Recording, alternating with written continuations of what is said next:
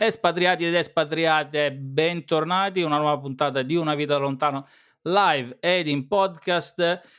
Come sempre, prima di cominciare vi ricordo di iscrivervi al nostro canale YouTube, di scaricare i nostri podcast, di cercarci sui social con Una vita da lontano o A Life from Afar se ci cercate in inglese. Questa settimana un ospite che poi Emiliano vi presenterà come sempre. È un argomento che secondo noi è molto interessante, ovvero cercheremo di capire come si diventa italiani per scelta, tra virgolette. Ma insomma, prima di cominciare, Piero, Prima di cominciare, benvenuti nel mese di dicembre, allacciate i cappotti, svecchiate tutta quella che è la riserva di legna, attivate il metano e soprattutto date il via alla sigla.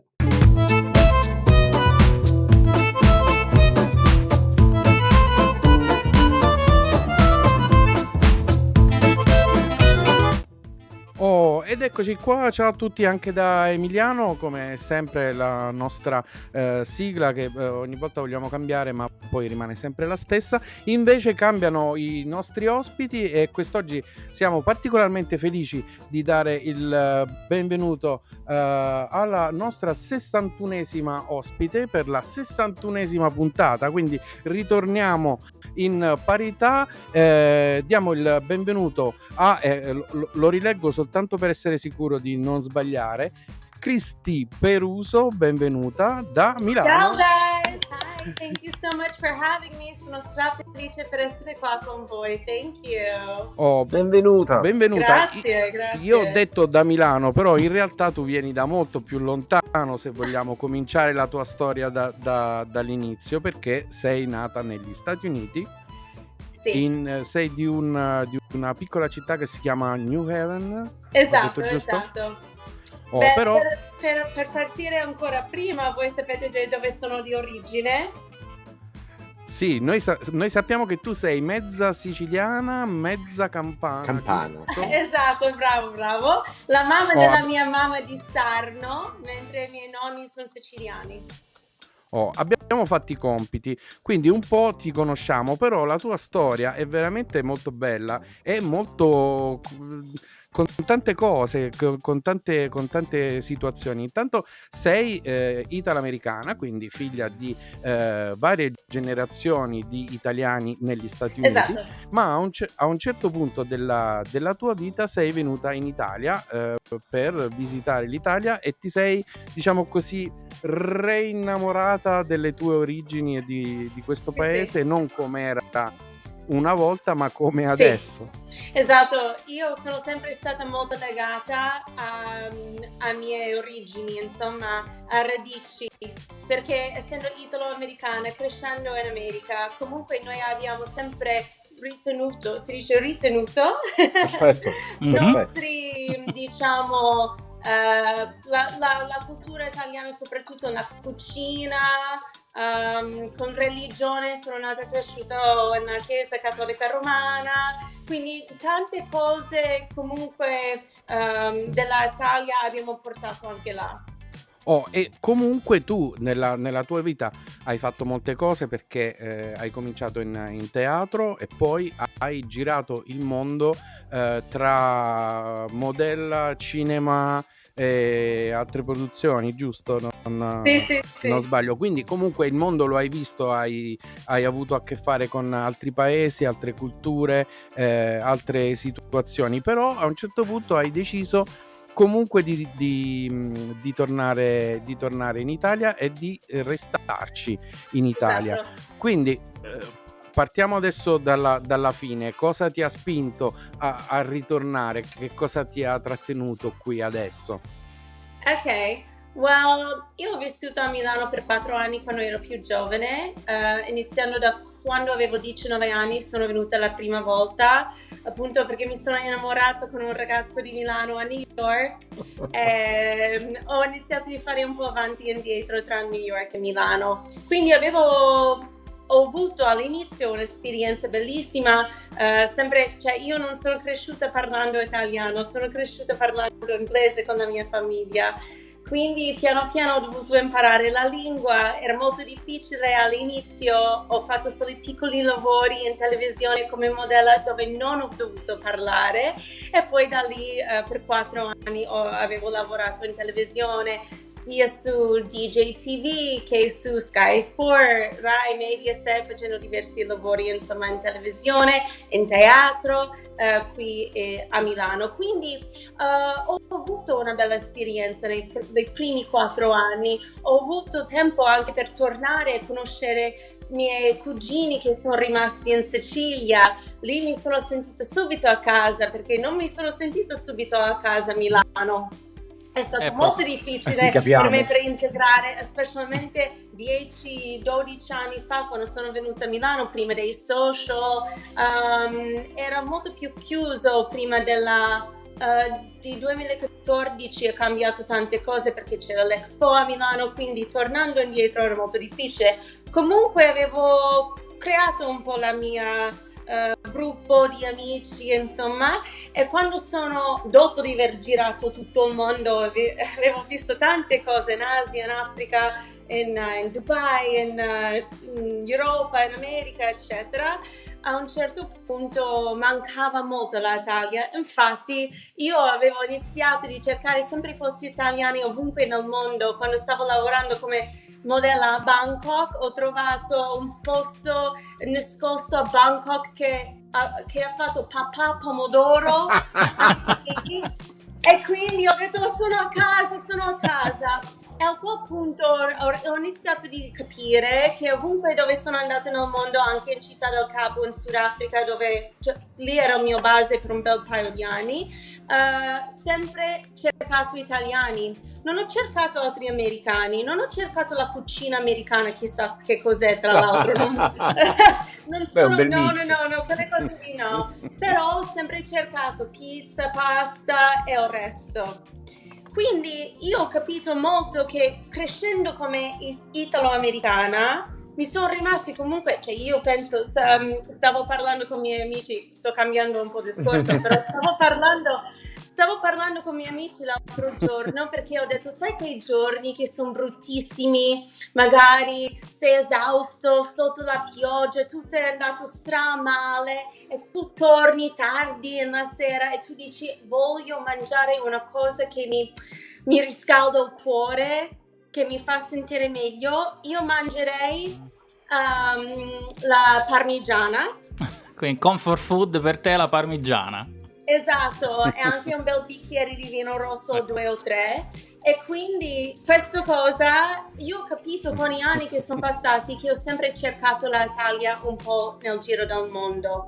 Quindi quando io ho compiuto 30 anni ho cambiato un po' la strada della mia vita, ho finito una storia molto importante, mi sono separata e a quel punto ho dovuto capire nella mia vita dove era casa per me. Non per il mio compagno, non per la mia famiglia, però per me. E l'Italia per me è sempre stata più casa che io potrei ricordare, insomma.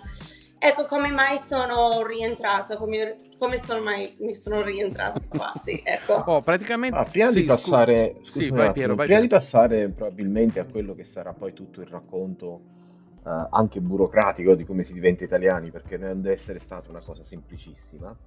Io ti volevo fare invece una domanda dal punto di vista culturale, perché negli ultimi anni noi italiani stiamo scoprendo che esiste una cultura italo-americana, cosa che in Italia non si ha percezione, per cui mi faceva piacere sapere da te quali sono state le differenze, come sei arrivata in Italia, dalla cultura a cui eri abituata a quella con cui ti sei poi invece interfacciata. Ok, questa è una bella domanda. Noi tutti comunque, quelli che siamo emigrati, specialmente 2 o 3 generazioni fa, siamo tutti terroni. Benvenuta nel club. Tutti del sud. Esatto, e quindi quando io sono rientrata a Milano ho detto mamma è strano qua, mangiano riso giallo, non capivo niente, polenta non sapevo neanche che cos'era. quindi io sono sentita più a casa quando sono andata in Sicilia, perché subito, cioè ogni angolo dove sono girato ho detto questa chiesa è come una chiesa a New Haven dove sono nata e cresciuta, perché tra l'altro ovviamente la mia famiglia quando sono andati dal sud a New York sono andati nel Bronx, sono andati in Brooklyn, in Queens, ho ancora la famiglia là, Manhattan eccetera, anche sopra del Bronx a Yonkers, però poi i miei genitori per lavoro si sono spostati a New Haven. New Haven è il quartiere più concentrato, non con i numeri più alti, cioè del popolo, però numeri concentrati. Infatti avevo letto che 1/3 del popolo che vive a New Haven, questa piccola città dove c'è l'università di Yale, che è un'ora e mezza fuori dalla città di New York City, noi siamo 1/3 del popolo che ha origine italiana. Ok, quindi ed è tanto, considerando che insomma gli italiani sono tanti in America, ma insomma 1/3 della popolazione della città che è italiana è praticamente come stare in una città del sud, come dici tu, come crescere a Napoli o a Palermo. Esatto, noi abbiamo portato tante cose, infatti io i miei primissimi lavori che ho fatto da giovane, magari quando avevo 15 anni, 16 anni, ho sempre lavorato nelle pizzerie, perché hanno detto è una brava ragazza italiana, la famiglia noi conosciamo bene, e quindi c'era sempre questa cultura di noi. Cioè io sono cresciuta andando al ristorante con la mia famiglia, e lì la cosa bella che ho imparato con gli anni è che noi abbiamo fatto tutti i piatti che di solito non si mangia al ristorante, però lì hanno fatto anche piatti molto semplici, tipo pasta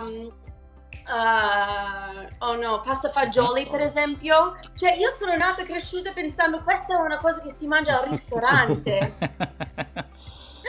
Perché là hanno rifatto tutti i piatti, anche se erano le cose semplici che di solito fai a casa.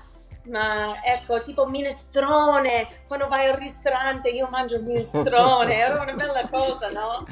Quindi proprio il cibo di famiglia che poi invece viene proposto nei ristoranti degli italoamericani, che invece ecco a Milano, come dici tu, magari il minestrone non te lo facevano trovare quando sei arrivato. Ma io cerco sempre questi piatti qua, se sono sincera, perché sono alla fine molto semplici, no? Cioè è bello sempre andare a diversi ristoranti qui a Milano, ne abbiamo tantissimi che sono stelle Michelin, eccetera, però io cerco sempre le cose che, ripeto, riscaldano un po' il cuore, ecco, questo. Sì. Oh. E poi a New Haven, tra l'altro, recentemente è stato nominato la città più importante per la pizza italiana in America. Poi questo è da dire sì o no, però abbiamo tantissime pizzerie napoletane, insomma, lì. Fantastico. Vabbè, non apriamo l'argomento pizza all'estero, differenza fra pizza negli Stati Uniti e pizza in Italia, però la pizza è diciamo così uno dei nostri argomenti preferiti, però con te possiamo parlare di tantissime altre cose, perché appunto non è solo una questione di cibo, è una questione di cultura generale, proprio di avere delle origini italiane e di averle praticate, anche se quando sei venuta per la prima volta in Italia non parlavi l'italiano, o almeno non lo parlavi correntemente come ora. Il rapporto con la lingua, imparare l'italiano in Italia praticamente da zero, per te com'è stato? Lo hai vissuto come una fatica, come capita spesso a chi va all'estero perché deve lavorare e all'inizio deve faticare, oppure è stata una parte del piacere di scoprire l'Italia per te? Ovviamente c'erano dei momenti difficili, soprattutto quando stavo cercando i castings e non capivo la mappa, che sono sentita molto frustrata. Poi tra l'altro io sono una persona che quando parlo inglese lo so che il mio vocabolario è abbastanza ampio, no? Riesco a esprimermi abbastanza bene, cerco sempre la parola giusta, e quindi è stato molto difficile quando non riesco a esprimermi, quando non riesco a cercare quella parola che magari è un po' diverso. Però immagino questo per tutti, sempre con la seconda lingua. Con me in Italia ho imparato con il mio ragazzo milanese. Lui sempre ha iniziato con le cose piccole tipo naso, bocca, orecchio, perché io sono cresciuta con mangia, mannaggia te, marrona mia, minghi. Le basi. Queste erano le parole che sapevo io, quindi era difficile per partire di là a Milano, guarda. Specie sì, con l'ultima. Sì,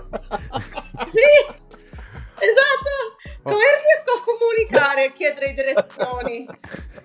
Cioè, non sapevo niente. Beh, magari quella ti era utile quando dovevi far capire che l'ingaggio non era No. giusto, però bisognava aumentare piano piano questo vocabolario. Ma guarda, parlando della lingua mi ricordo, è una storia che racconto a tutti. Quando io sono andata all'università, stavo studiando all'American Musical and Dramatic Academy, che è a Manhattan, a New York, e lì ha aperto un po' il mio mondo, perché non ero più in una comunità italo-americana, un Little Italy, sì. tra virgolette, però mi ha aperto, ho conosciuto persone da diverse parti del mondo.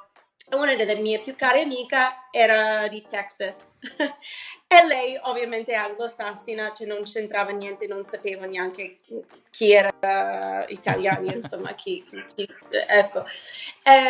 Insomma, io stavo parlando con lei un giorno e ho detto in inglese, you're giving me agita. E lei mi guarda, you're giving me cosa? Mi dai cosa? E ho detto, you're giving me agita. Lei ha detto, che cos'è questa parola agita?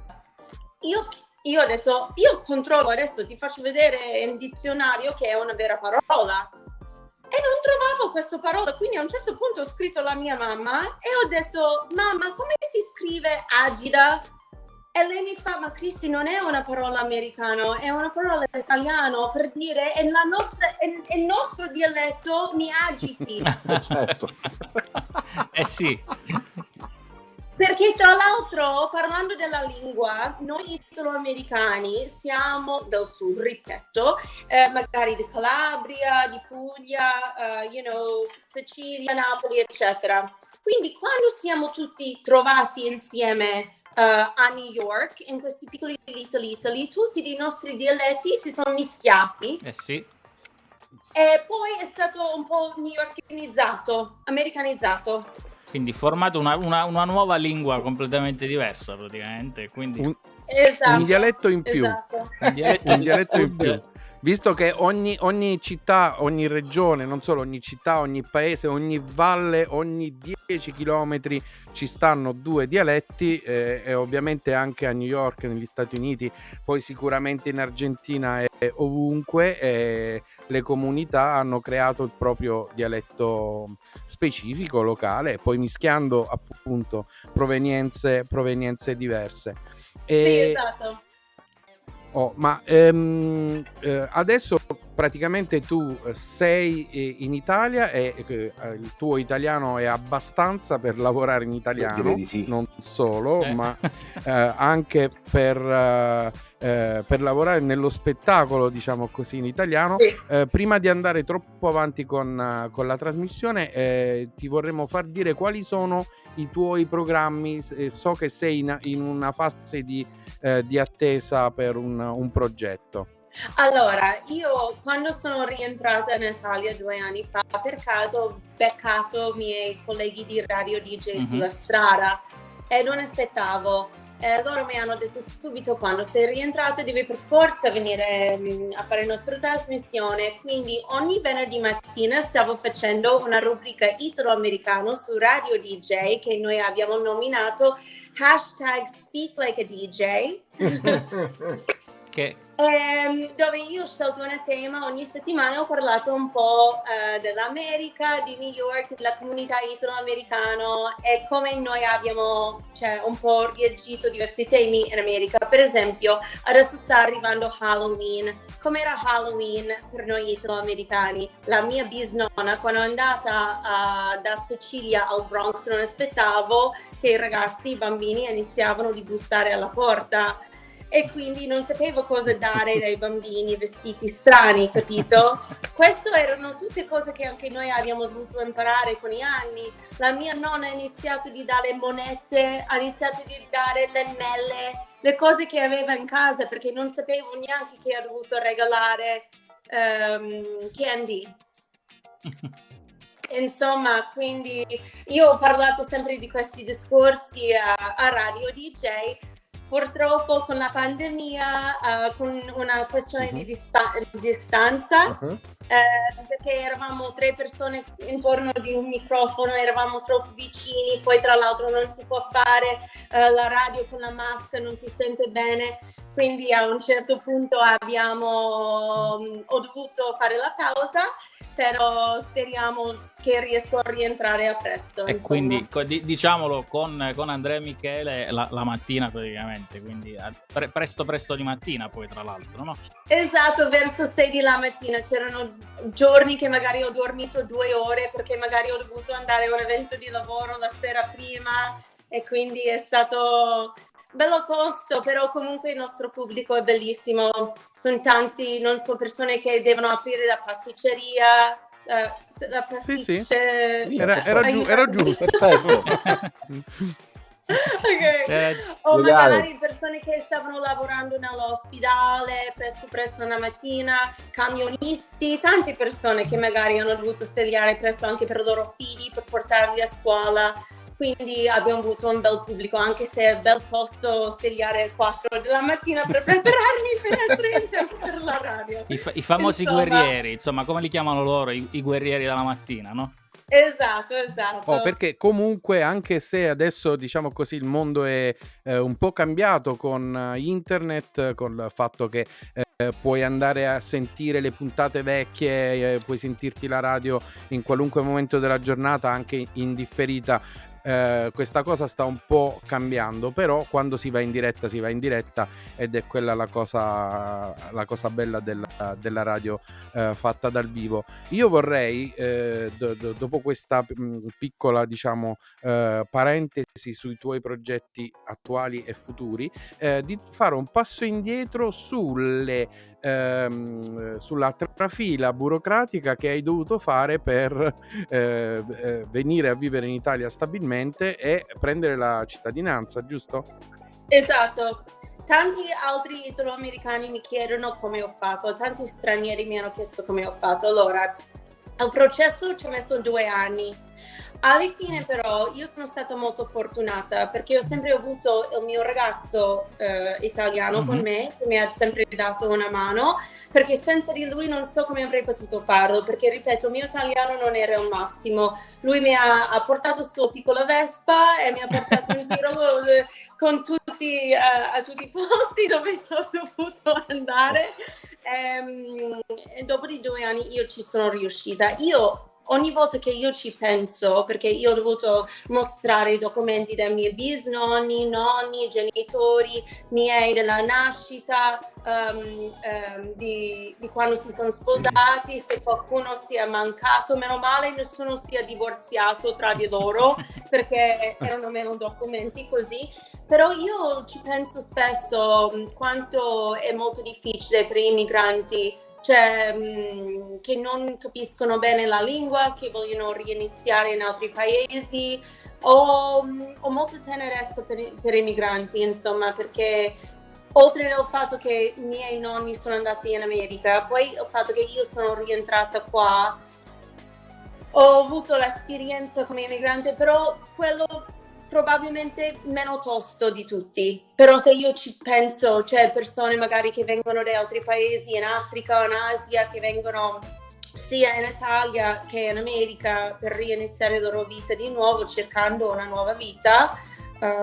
quanto potrebbe essere molto difficile per loro. Ed è anche, Quindi tu ci stai. no, dicevo, ed è anche, come dici tu, la difficoltà, ma soprattutto anche forse l'atteggiamento degli italiani nei tuoi confronti come emigrante americana rispetto a tutto un altro gruppo di emigranti, no?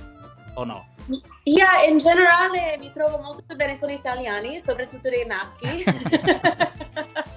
Non lo avremmo mai I'm detto. surprised. E quindi... That's shocking. Huh? That's shocking. Yeah, it's very strange. I have no idea Yeah. why. What's happened? E quindi Sì, ci stai però dicendo anche che la sono tutti pubblica molto- amministrazione italiana parla poco inglese. Questa è una sorpresa, un'altra sorpresa grande. Cosa? Piero, non ti ho sentito bene, scusa. No, dicevo, scusami, ci stai anche dicendo quindi che la pubblica amministrazione italiana in generale parla molto poco l'inglese. No, hanno parlato sempre solo in italiano. Ah, ecco appunto, un'altra cosa scioccante, ecco. E poi c'era questa cosa che mi fa ridere, che il mio nonno, ogni volta che sono andato a prendere dei documenti a New York o in Sicilia del mio nonno, c'era questa confusione perché magari mi hanno dato un documento e ho detto aspetta, questo non è la data di nascita del mio nonno, perché lui si chiama Francesco Siragusa. Poi l'ho chiamato, ho detto nonno, come mai tutti i tuoi documenti hanno la data di nascita sbagliato? Lui fa, ma quello non sono io, quello è mio cugino.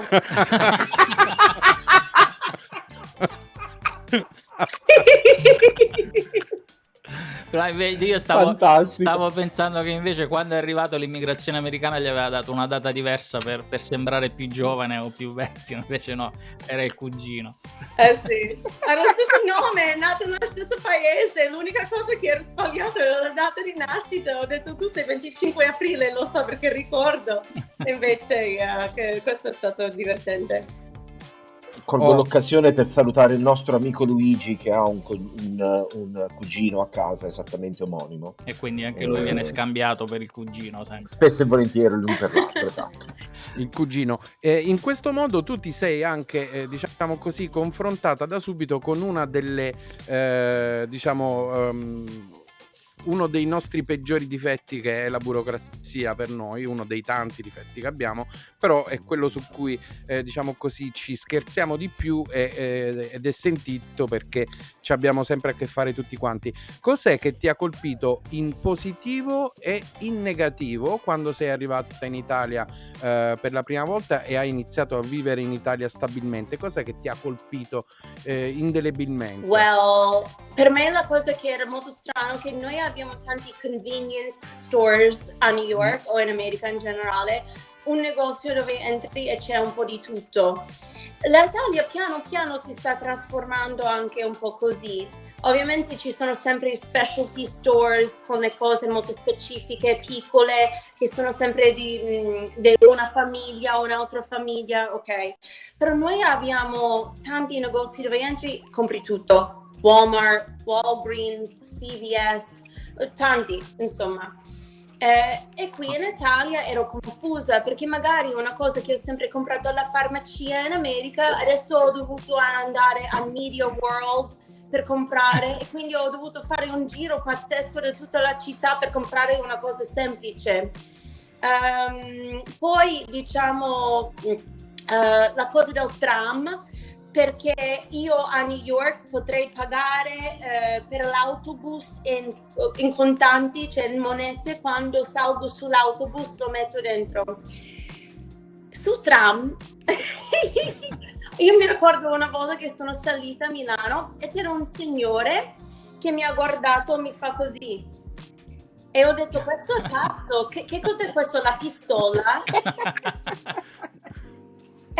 Pensavo che questo fosse una pistola, che lui mi stava dicendo che ti ammazzo. E io ho detto, però mi stava dicendo che io non potevo pagare con le monete su tram, ecco, e che mi serviva, però io non avevo capito niente, ho detto c'è questo che mi vuole ammazzare, bene.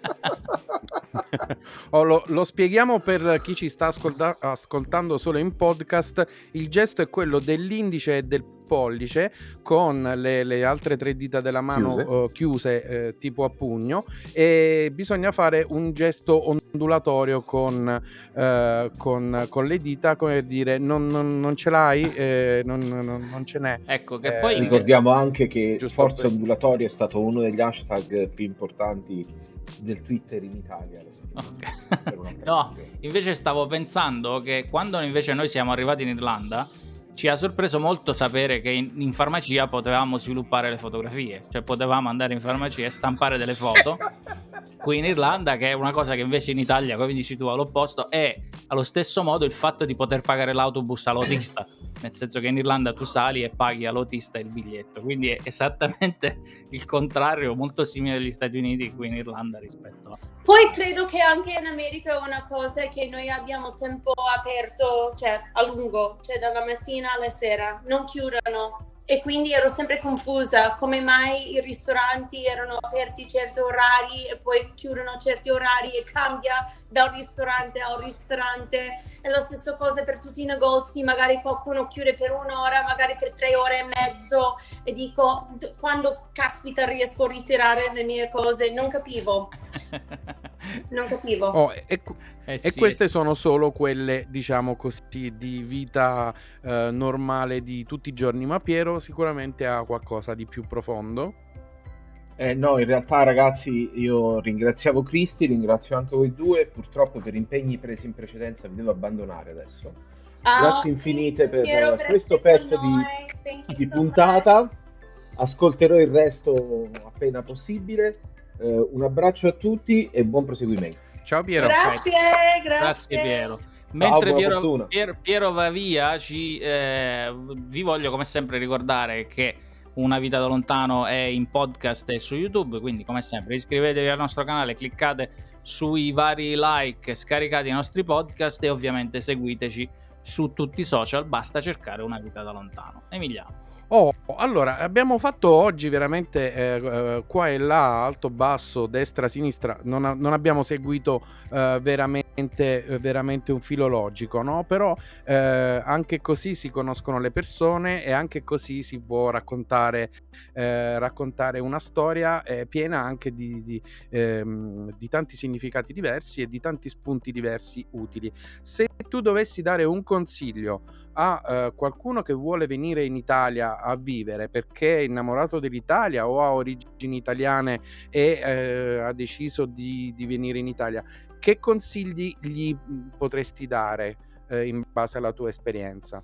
I don't know, perché la mia esperienza è stata particolare perché ho sempre avuto una persona di appoggio. Per esempio, cioè, adesso che sono single devo rifare la mia carta di identità e io sono andata sul sito 2 o 3 volte del comune di Milano per inserire la mia data e non funziona, e ho cercato di chiamare oggi e non ho parlato con nessuno, quindi sono queste le cose che sono un po' difficili, che sempre prima avevo il mio ragazzo e lui è riuscito a spiegarmi tutto. Questa è veramente una delle prime volte che sono proprio sola ad imparare tutta, no? E figurati, sei a Milano che è un diciamo posto molto così avanzato rispetto al resto dell'Italia. Milano, insomma, tecnologicamente dovrebbe essere anche meglio, quindi immagine se avessi fatto la stessa cosa, che ne so, in un piccolo comune del sud, probabilmente sarebbe stato ancora peggio. Beh, nel piccolo comune del sud è molto più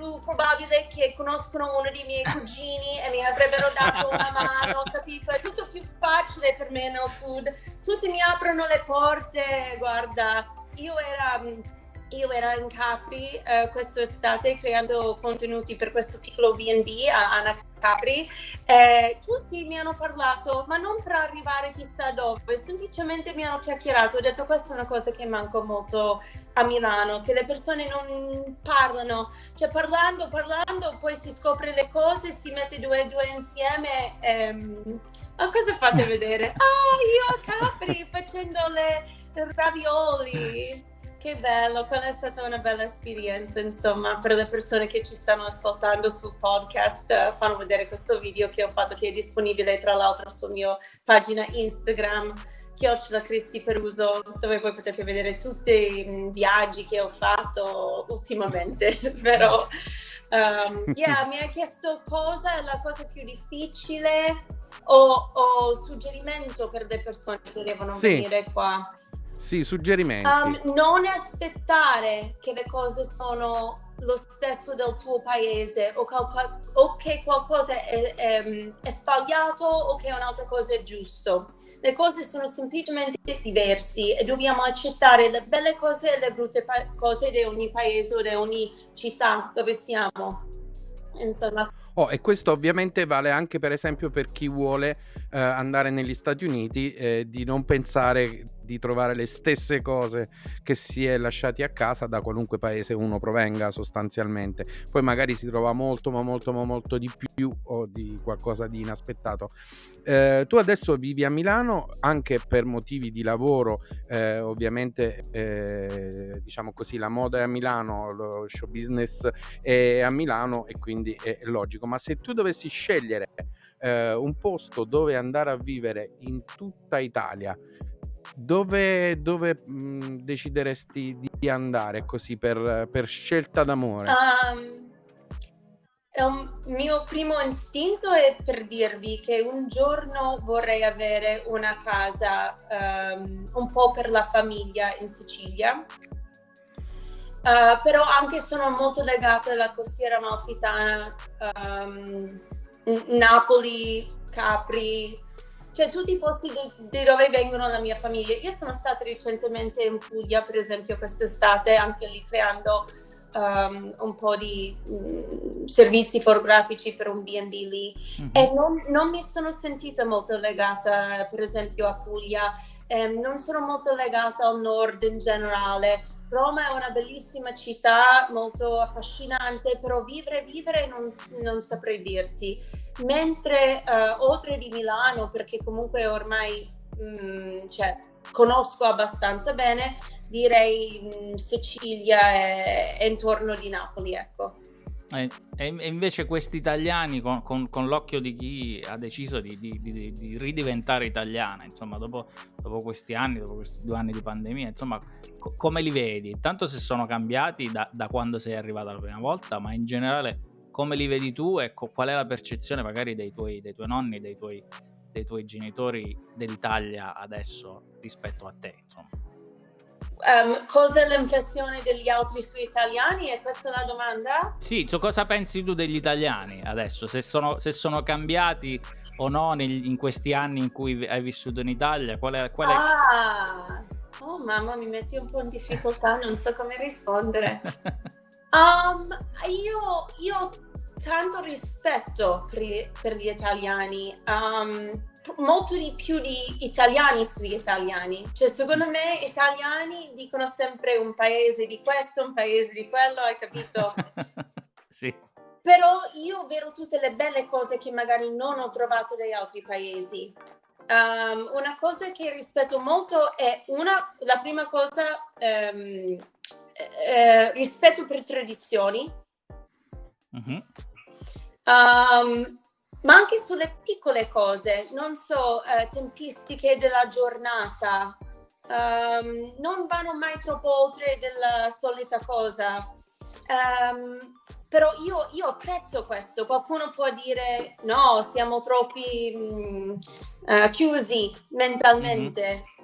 E invece io rispetto, perché è un paese che comunque, a me piace anche per il fatto che gli italiani danno molto importanza.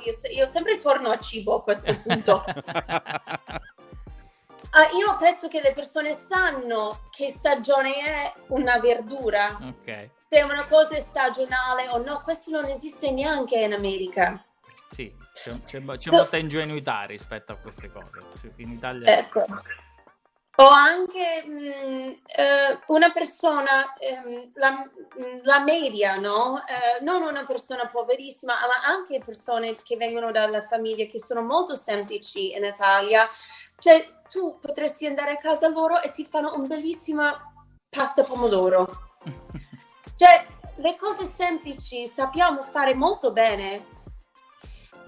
E questo non è da buttare. Io apprezzo che gli italiani hanno queste tradizioni, attenzione anche specificamente quando si parla di cibo, perché in confronto all'America, ci sono gravissimi problemi in America quando si parla di alimentazione, no? Sì, soprattutto per le Mhm. fasce più povere, no? In America mangiano bene quelli ricchi e però quelli diciamo i poveri poi dopo non vivono in zone, abbiamo visto anche magari da chef famosi che sono andati negli Stati Uniti a raccontare un po' queste cose, come Gordon Ramsay o come Jamie Oliver, il fatto che più vivi in un po' un quartiere povero di una qualsiasi grande città americana e meno negozi hai dove poter andare a comprare, e quindi l'unica soluzione è andare a mangiare da McDonald's, per dire, a un prezzo basso, invece quelli più ricchi possono andare nei farmer market a comprare le verdure, a comprare le cose buone, quindi mangiano meglio. Bravissimo, questo ha un nome e credo che si chiama Food Desert, se Mhm. non sbaglio.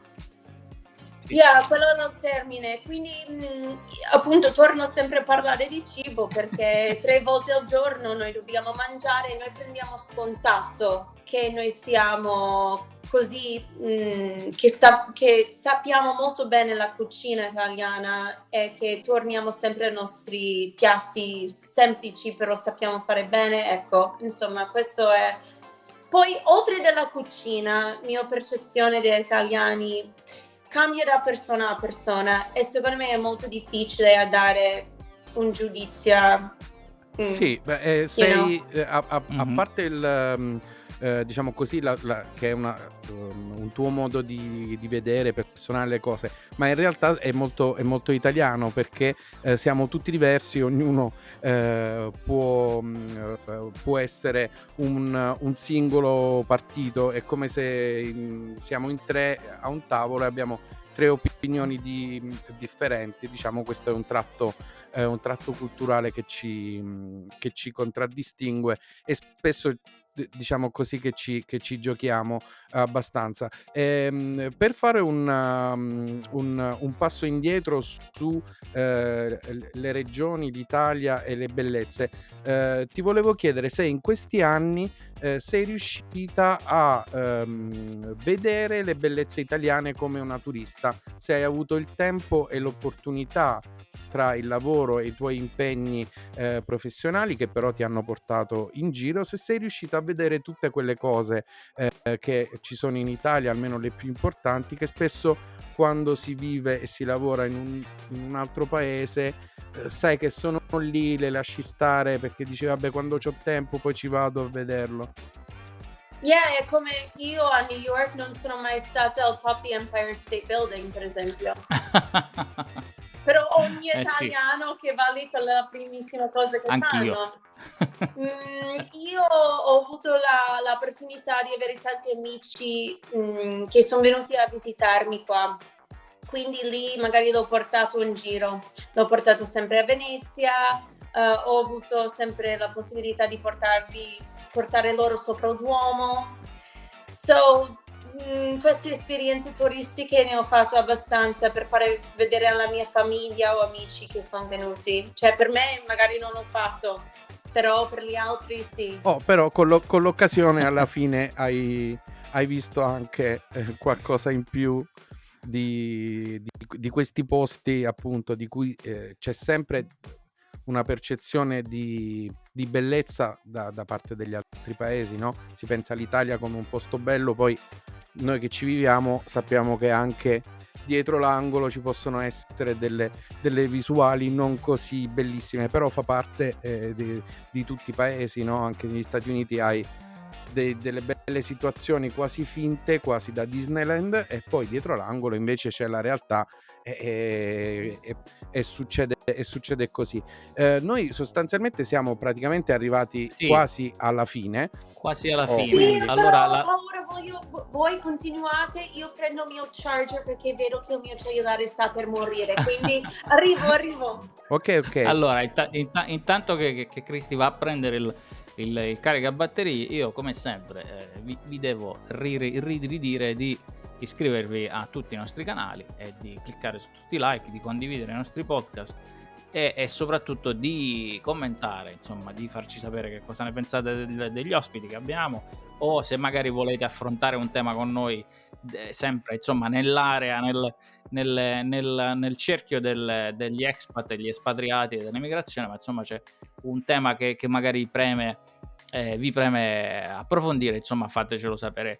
Visto che stiamo quasi chiudendo, allora Cristi abbiamo detto la modella, l'attrice, la disc jockey, disc jockey l'attrice di teatro, insomma un sacco di cose, ma qual è la cosa che ti è piaciuta di più fino adesso e qual è la cosa che farai, diciamo, da adesso ai prossimi mesi o anni, insomma, dove ti concentrerai? Questa è una bella domanda, perché specialmente le persone nel mio settore, quando è arrivata la pandemia, abbiamo dovuto cambiare molto il nostro settore. Infatti sono andata molto più sui social e ultimamente sto lavorando tanto con i social.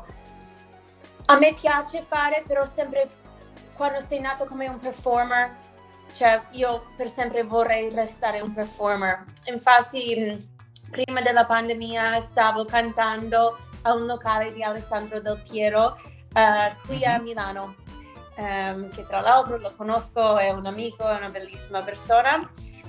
Salutiamo Alex da tifoso juventino. Ok.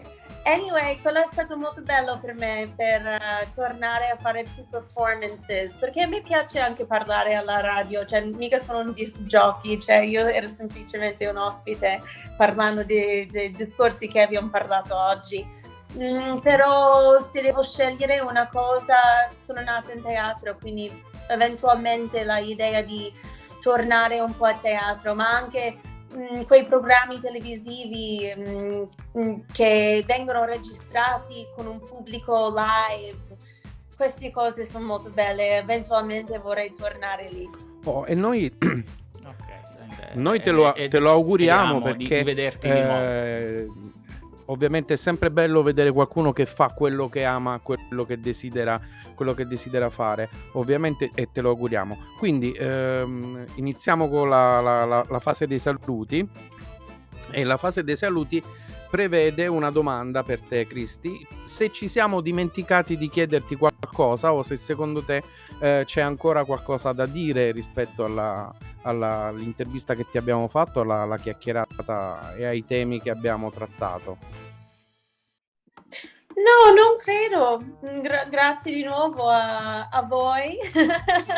Mi avete chiesto tante domande che ho risposto molto strano, perché magari erano inaspettate, però è stato bello, quindi grazie. E per qualsiasi altra cosa, se voi, cioè ascoltatori, volete mandarmi qualche domanda, sempre su Instagram, @Cristi Peruso, possiamo chiacchierare e continuare questo discorso là. Assolutamente, quindi seguite Cristi nei suoi social e nel suo proseguo delle trasmissioni radiofoniche, di quello che verrà. Quindi io vi saluto gli ascoltatori, ringrazio ancora Cristi, grazie di essere stata con noi, è stato un piacere. E per la chiusura delle chiusure, Raffaele. Ok, allora, come sempre nella descrizione troverete un sacco di informazioni riguardanti Una vita da lontano, ma soprattutto sotto questa puntata tutti i social di Cristi, quindi sapete dove andare per poter trovarla, quindi tutti i vari link, e come abbiamo detto ovviamente il profilo Instagram, che penso che sia quello sul quale ci sono più informazioni. Come sempre noi ci ritroviamo giovedì prossimo per un'altra puntata di Una vita da lontano, live sometimes ed in podcast praticamente sempre. È stato un piacere come sempre, quindi salutiamo anche Piero che se n'è andato un pochino prima e ci vediamo la prossima settimana. Ciao. Ciao!